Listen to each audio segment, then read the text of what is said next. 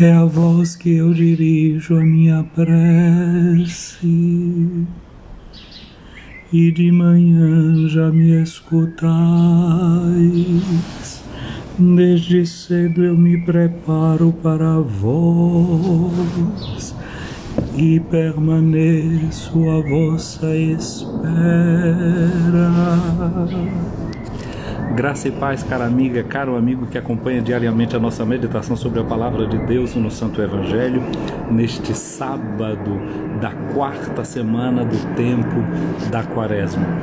Você vai escutar o zoada de avião, mas não fique com medo não é por conta da guerra que esses aviões estão passando por aqui não. Normalmente quando o dia está se inventando muito, os aviões mudam a rota e passam aqui bem perto desse lugar onde eu encontro. Já hoje de manhã, no áudio, eu tinha que me defender um pouco do barulho dos aviões. Eu podia fazer pausa e depois retomar aquele áudio que eu estava gravando. Aqui vai ser um bocadinho difícil fazer pausa e retomar o que eu estou fazendo. Mas ninguém se assuste pelo barulho intenso que possa, de vez em quando, escutar aqui. Muito bem, nós começamos dizendo com a palavra do salmista que desde amanhã ficamos à espera do Senhor. E é interessante que nós encontramos nos textos desses últimos dias Jesus em Jerusalém, celebrando com o seu povo a festa das tendas, que é uma festa que também fala da espera, da esperança de Israel. Porque o povo esperava que o Messias se manifestasse na festa das tendas.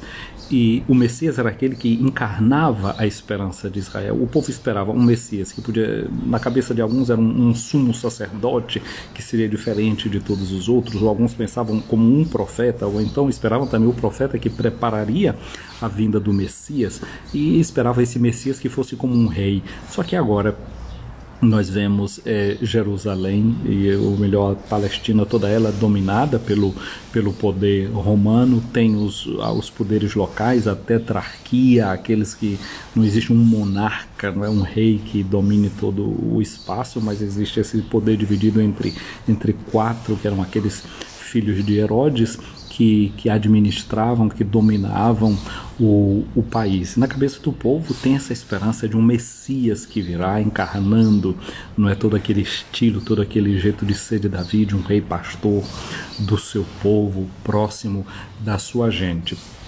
Então nessa festa, chamada Festa das Tendas, se reacende no coração do judeu piedoso essa esperança dessa intervenção divina na história da humanidade, mandando o seu Messias. Ontem eu fiz um Reels, que você deve ter acompanhado, vi que muita gente viu, curtiu.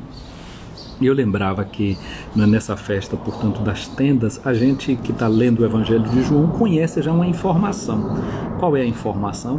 É a informação de que João nos diz que o Verbo se fez carne e habitou no meio de nós. Essa expressão, se fazer carne e habitou no meio de nós, em língua grega, se entende dessa forma. O Verbo se fez carne e armou a sua tenda no meio de nós. O verbo grego é o verbo skeneuo. Dentro do verbo skeneuo tem a palavra skene, que significa uma tenda. Portanto, Jesus é esta tenda de Deus no meio da gente. É esse Deus que passa no meio da gente pelo mistério da sua encarnação. E o mistério da sua encarnação é o abrigo que a gente recebe em Deus mesmo. É aquela proteção que a gente recebe de Deus. A tenda que o judeu arma para celebrar essa festa lembra para ele que tudo aqui nessa vida é passageiro, que tudo passa. Não é que nós vamos caminhando rumo a uma meta definitiva, a uma meta diferente. E essa meta definitiva e diferente é exatamente o reino de Deus.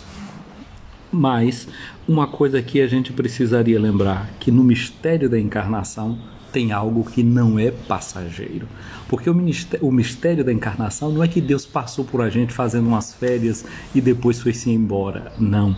Pelo mistério da encarnação, Deus atinge de maneira perene a história da humanidade. Porque esse Jesus que passou no meio de nós e assumiu a nossa carne, assumiu a nossa humanidade, Ele não nos abandonou mais. Esse Jesus sobe e senta à direita de Deus Pai Todo-Poderoso, levando consigo a nossa humanidade. A nossa humanidade agora está salva nessa tenda de Deus, no coração de Deus. Não é só que agora a divindade desceu sobre a terra, é que a humanidade entra no mistério da Santíssima Trindade. Lembro ainda que esta quarta semana do tempo da Quaresma, para aqueles que estão se preparando para o batismo, para os catecúmenos, é a semana onde se realizam os segundos escrutínios. Escrutínio é uma palavra que significa exame, é uma palavra que significa avaliação, é uma palavra que a gente pode traduzir como discernimento. Quem está se preparando para o batismo, então está discernindo, está examinando a Escritura, não é para conhecer melhor Jesus, porque ninguém ama aquele ou aquilo que não conhece. É só o conhecimento que nos dá a possibilidade de amar. Tem uma outra coisa, é que quando a gente vai lendo as Escrituras, estudando as Escrituras, há um outro movimento que é feito, é que Deus vai nos estudando, Deus nos vai examinando, nós vamos começando a nos conhecer a partir de Deus. São Jerônimo, que é um padre da igreja do quarto, quinto século, Jerônimo foi quem traduziu a Bíblia da língua grega, da língua hebraica para a língua latina, num estilo popular. Fez uma obra de divulgação da Bíblia na língua que se falava naquele tempo. São Jerônimo tem uma frase muito interessante comentando o livro do profeta Isaías, que ele diz assim: ignorar as Escrituras é ignorar Jesus Cristo. Portanto, nós somos chamados a estudar as Escrituras, a conhecer as Escrituras, para nelas reconhecer Jesus que está presente, tanto no Novo Testamento, que é o que fala diretamente de Jesus, mas conhecer Jesus que está também presente no Antigo Testamento, que ele é o verbo que se faz carne, a tenda no meio de nós. Ele já está presente nessa Escritura do Antigo Testamento, como profecia, como anúncio, como promessa. Portanto, esta segunda semana dos escrutínios, para quem se prepara para o batismo, é uma semana que nos convoca a ter amor pela Escritura. E nós, que já estamos batizadas e batizados, somos chamados a recuperar, a reacender em nós esse amor pelas Santas Escrituras, o amor das Santas Escrituras.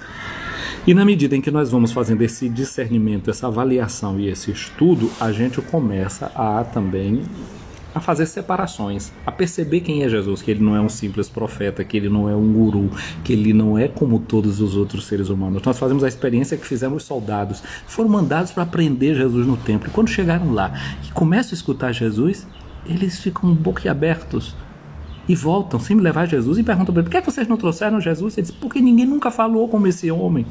Na minha região, durante o tempo da Quaresma, nós cantamos muito um canto que diz assim: eles queriam um grande rei que fosse forte e dominador, e por isso não creram nele e mataram Salvador. E aí tem um verso que diz assim: muitos iam lhe escutar, escreviam para não esquecer, pois falava brilhantemente como a luz do amanhecer.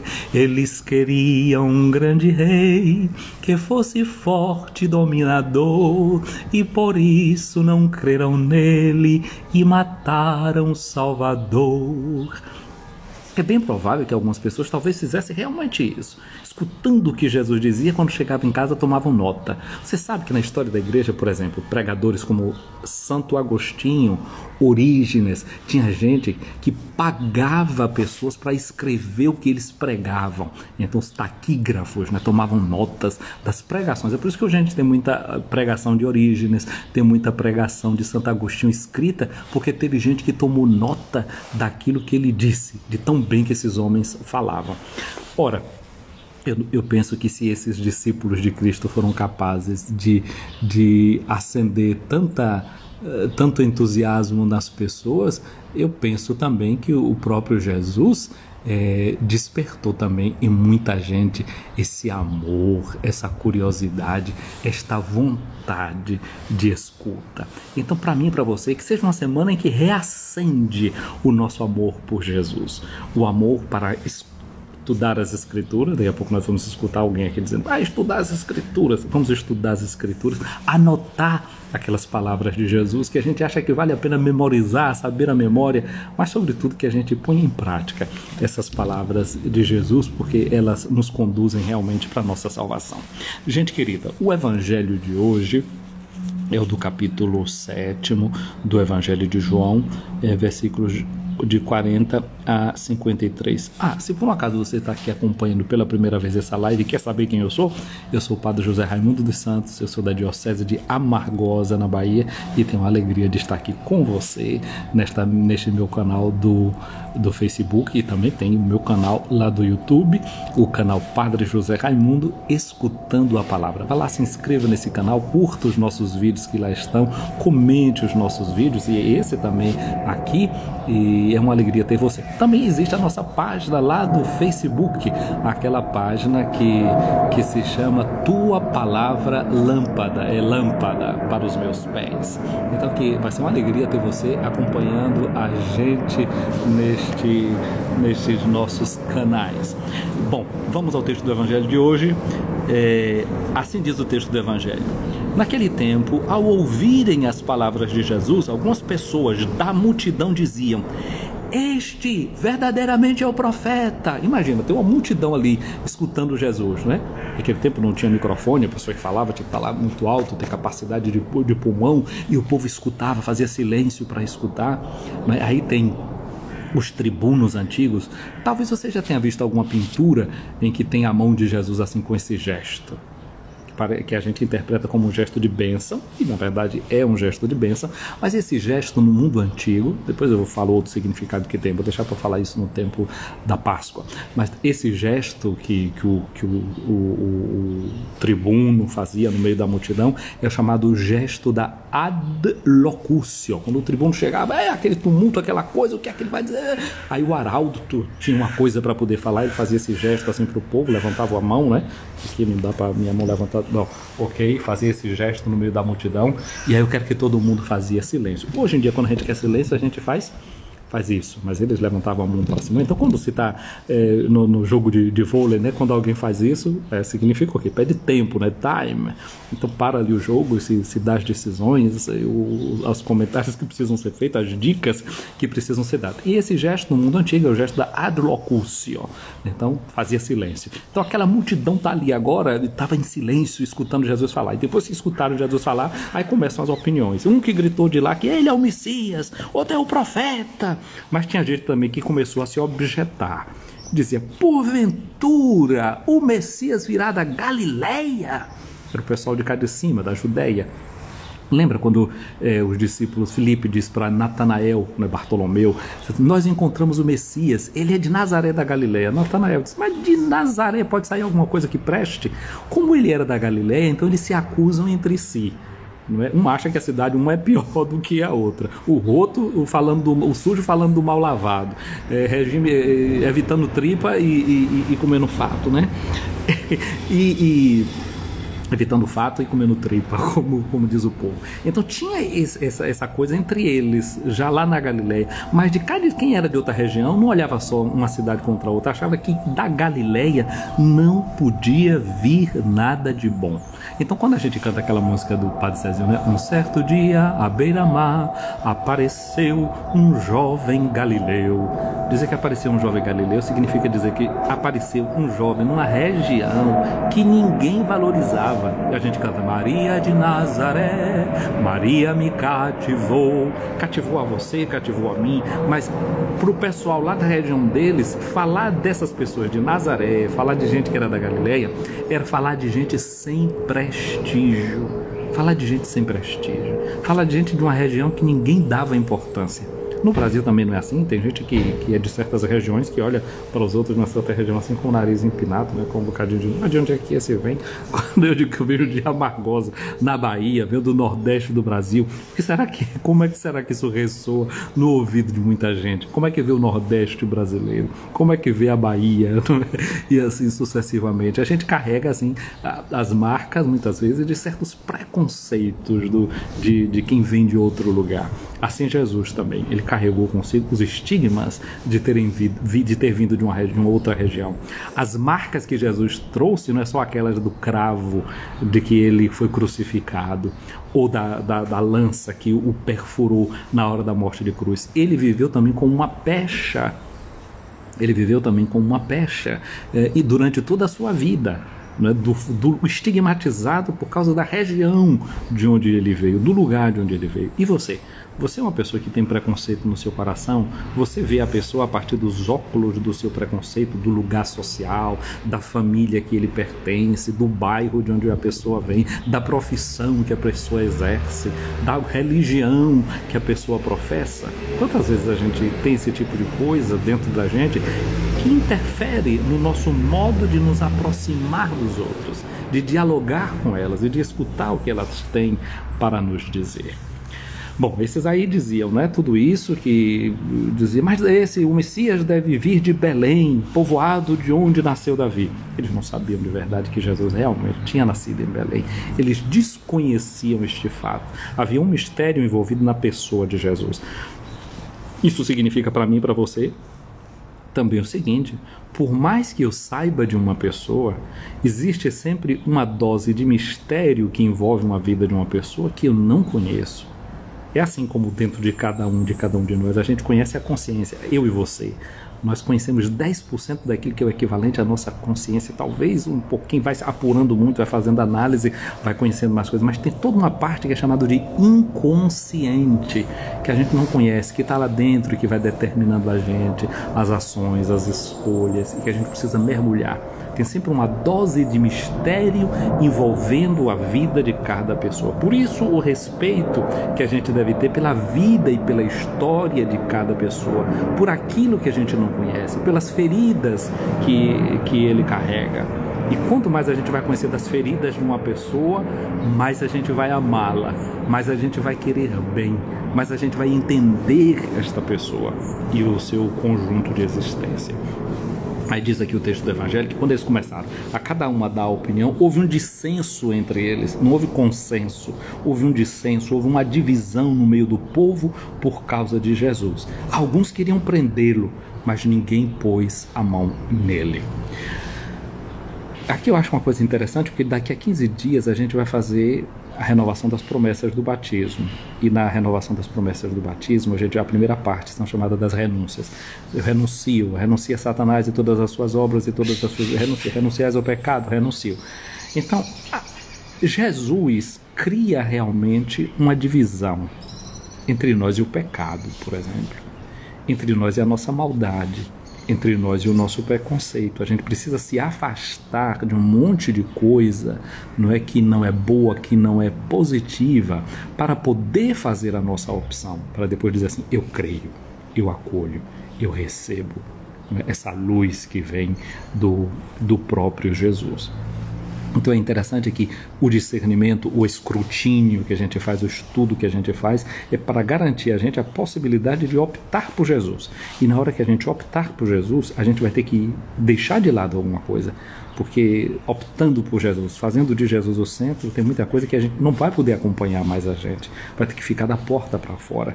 Vai criar realmente uma separação. Então, diz o nosso texto, os guardas do templo voltaram para os sumos sacerdotes e para os fariseus e lhes perguntaram: por que não o trouxestes? E os guardas responderam: ninguém jamais falou como este homem. E os fariseus disseram para eles: também vós vos deixastes enganar? Por acaso alguns dos chefes dos fariseus acreditou nele? Mas esta gente que não conhece a lei é maldita. Olha só como é que eles, os fariseus, esses sumos sacerdotes, viam o povo. Via o povo como uma gente maldita, uma gente amaldiçoada. Porque gente ignorante, gente analfabeta, gente que não tinha estudado, gente que está fazendo nessa semana os escrutínios e está dizendo que é importante conhecer as escrituras, isso não é para fazer a gente arrogante. porque é próprio do arrogante ser ignorante. Por isso que São Jerônimo diz: quem ignora as Escrituras ignora Cristo, porque pode ser que fique soberbo, cheio de tanto conhecimento, que o incha e faz olhar para os outros com desdém, faz olhar para o outro com desprezo. Era assim que esses sumos sacerdotes, esses doutores da lei, olhavam para a gente simples do povo, para a gente analfabeta, para a gente que não tinha condição de seguir todas as regras que a lei dizia, não conhecia todas as filigranas da lei. O que nós devemos pedir a Deus é também essa graça de que o nosso conhecimento nos esvazie de nós mesmos, não nos deixe pessoas arrogantes, pessoas soberbas, pessoas que se julgam, se pensam melhores do que os outros. Olha só, mas a pergunta deles tem um detalhe aqui muito interessante. Algum dos chefes, por acaso, acreditou neles? Nós que conhecemos o Evangelho de João, nós já sabemos lá no capítulo 3 do Evangelho de João, que um certo fariseu fazia parte aí seguramente do Sinédrio. Este homem chamou Jesus e se encontrou com Jesus às escondidas. Era de noite e esse homem se encontrou com Jesus. O nome deste homem era Nicodemos. Nicodemos. Eu vejo muita gente que, por exemplo, quer escolher para os filhos nomes que são nomes bíblicos, né? Nomes que estão na Bíblia: João, Marta, Maria, Simão, nomes assim que são nomes que são hebraicos, né, etc.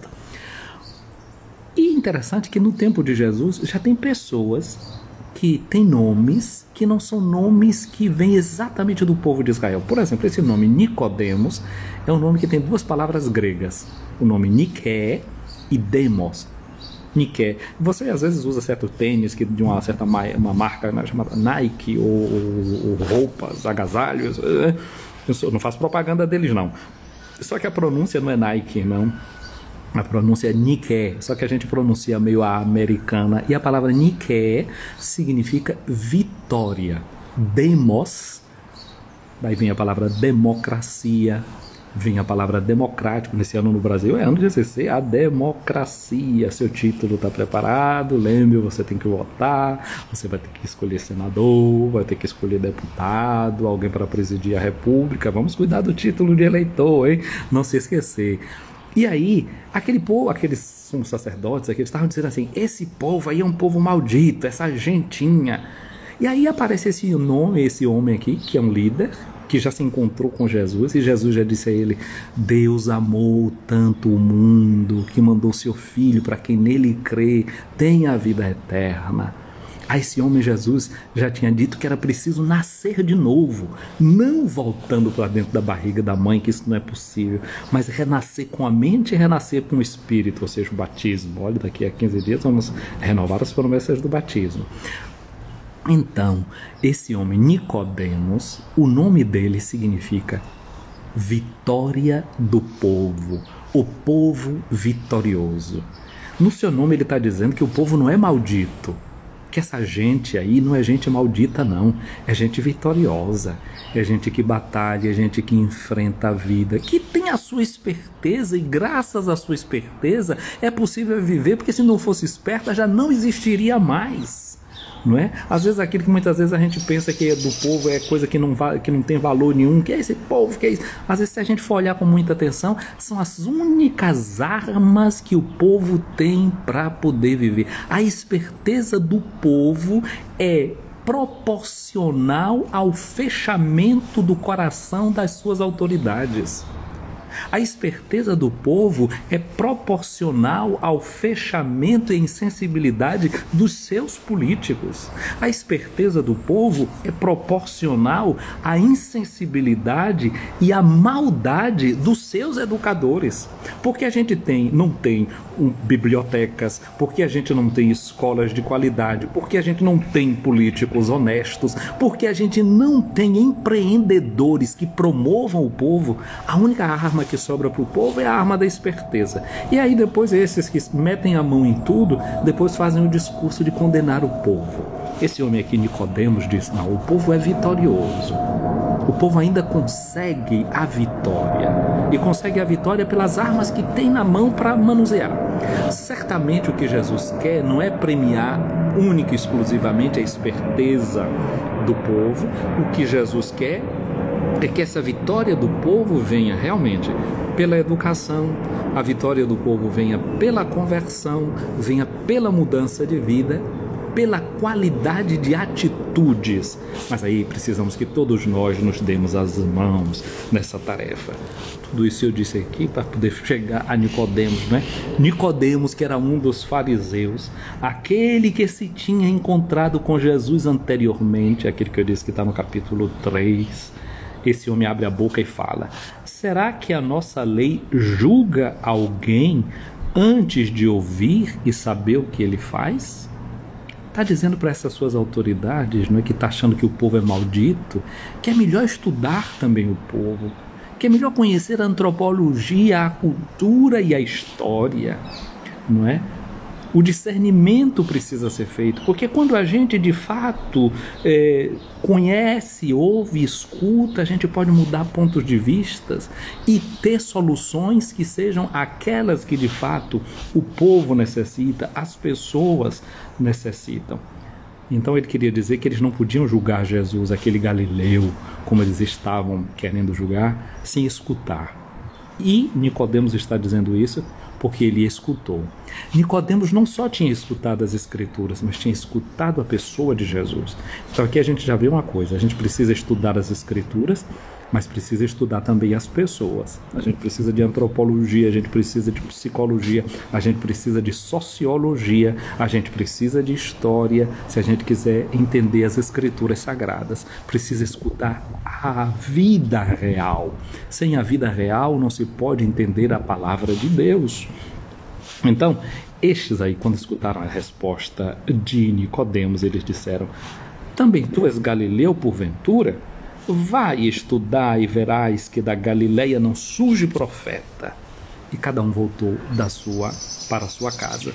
Minha gente, e o que esses homens disseram é uma coisa necessária. Vamos estudar as Escrituras, vamos estudar a nossa vida, vamos estudar o nosso povo, para que a gente tenha amor pela nossa história, para que a gente se respeite as nossas raízes, aquilo que dizia a igreja no início da quaresma, jogando a cinza nas nossas cabeças. Lembra que tu és pó, e para o pó has de tornar. O pó significa a terra. Lembra que tu és terra. Qual é a tua terra? Qual é o teu lugar concreto? Tem gente que faz a experiência de ser expatriado, né, Odaléia? Deixa a sua terra. E aí a gente abre os horizontes, a gente aprende que a gente é filho do Brasil, mas que a gente também é filho do mundo. E que a gente também carrega o pó das estrelas e o pó dos astros. E aí qualquer lugar para a gente é a nossa terra, é a nossa pátria. A festa das tendas que Jesus está celebrando com o seu povo, mostra também essa capacidade de universalidade do coração humano. O ser humano é como uma planta capaz de se adaptar ao terreno onde ela for plantada, e a gente que deve escutar aquela palavra que dizia São Francisco de Sales, que também foi bispo aí na Suíça, viu, Adaléia?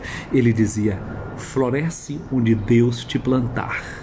E é assim que a gente deve fazer, onde a gente tiver plantado, ali florescer. Jesus era filho de Belém, da Judéia, mas foi plantado em Nazaré da Galileia. E ali ele floresceu. Cada um de nós deve florescer onde está. Não é? Estou vendo aqui a minha amiga Aline, que estou vendo subindo aqui já para ver as pessoas que estão aqui, a Aline, e a Aline é minha conterrânea de Santo Antônio de Jesus, mas hoje vive em Feira de Santana, não é, na Bahia. E aí, onde está deve florescer. Onde a gente estiver, onde a gente for plantado, ali a gente deve dar as flores da gente. Gente querida, vamos finalizando essa quarta semana, pedir a Deus essa graça de termos muito discernimento, de conhecermos a nossa história, conhecermos as nossas raízes, de sabermos também nos adaptar, armando nossa tenda em qualquer lugar onde a gente estiver, florindo, dando o melhor de nós. Porque quando a gente conhecer bem quem é a gente, as nossas raízes e tudo aquilo que nos condiciona, mas que ao mesmo tempo também é onde estão as nossas potencialidades, a gente pode dar o melhor da gente em qualquer lugar. Vamos pedir a bênção de Deus para nós. O Senhor esteja acima de ti para te proteger, à tua frente para te guiar, atrás de ti para te defender, do teu lado para te acompanhar, dentro de ti para te abençoar. Que a bênção de Deus Todo-Poderoso, Pai, Filho e Espírito Santo, desça sobre ti e permaneça para sempre. Amém. Hoje é sábado e cada sábado a gente também pensa em Maria. Eu não gostaria de me esquecer dela nesse dia, não é? Maria é esta mulher que examinou as Escrituras.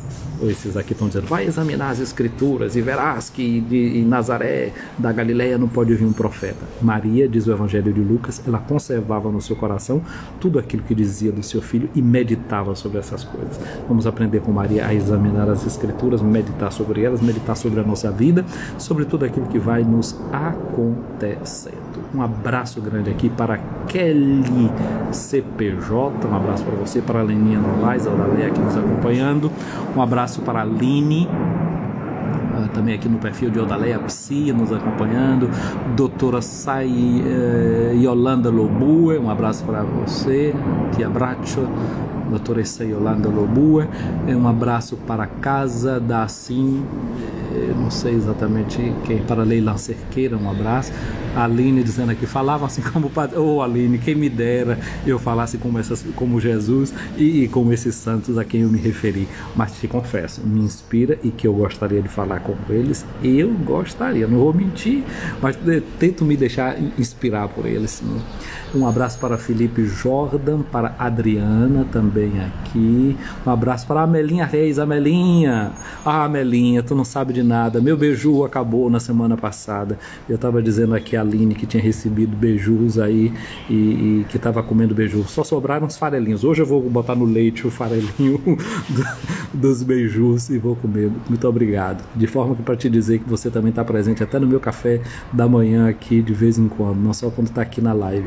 Um abraço aqui para o Padre Bonifácio, Deus o abençoe, guarde, proteja, Padre, e abençoe o seu ministério, que você seja realmente Bonifácio.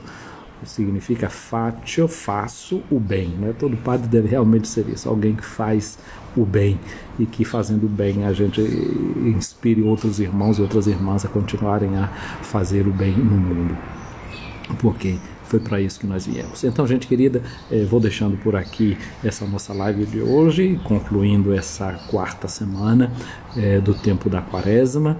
Vou salvar a live, você que viu a live, curta, encaminhe, comente, e depois, quando tiver tempo, faz isso também lá no Facebook, faz isso lá no nosso canal do YouTube. É uma alegria. Padre Bonifácio, você também encaminha aí para os seus paroquianos, viu? Indique aqui esse nosso perfil do Instagram, divida também parte do seu rebanho, um ex-catequista que daqui manda essa mensagem para o seu povo, que você continue fazendo bem a ele também e fazendo bem a mim, indicando esse instrumento catequético para muitas pessoas. Gente querida, fica com Deus.